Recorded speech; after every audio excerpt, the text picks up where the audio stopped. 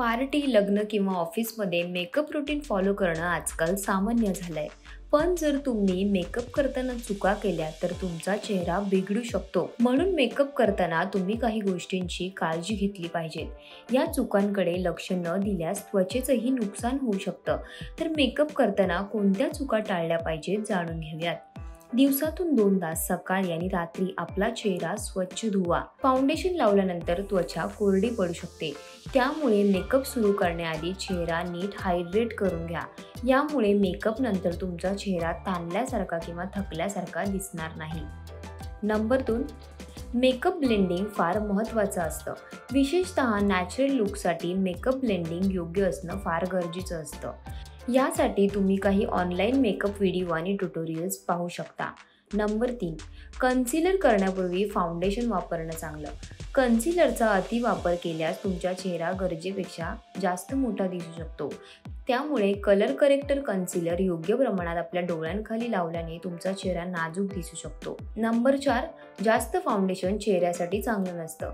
त्यामुळे तुमचा मेकअप बेकार दिसू शकतो. जर तुम्ही हलका मेकअप केला असेल तर तुम्हाला संपूर्ण चेहऱ्यावर फाउंडेशन लावण्याची गरज नाही. ते फक्त तुमच्या गालावर, नाकांवर आणि डोळ्यांखाली लावा.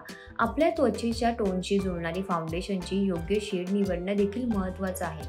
तुमच्या स्किन टोनपेक्षा हलक्या शेडचं फाउंडेशन वापरू नका. नंबर 5, फेस पावडर तुमच्या मेकअपला जागोजागी लॉक करते. फेस पावडर बारीक रेषा आणि सुरकुत्या देखील दर्शवते. म्हणून ते फक्त तुमच्या टी झोनवर लावा. वयानुसार फेस पावडरचा वापर कमी करा. तुमच्या त्वचेचा टोन डार्क असेल तर काळ्या रंगाचे आयलायनर वापरा. अन्यथा ते तुमच्यावर खूप कठोर दिसू शकतं.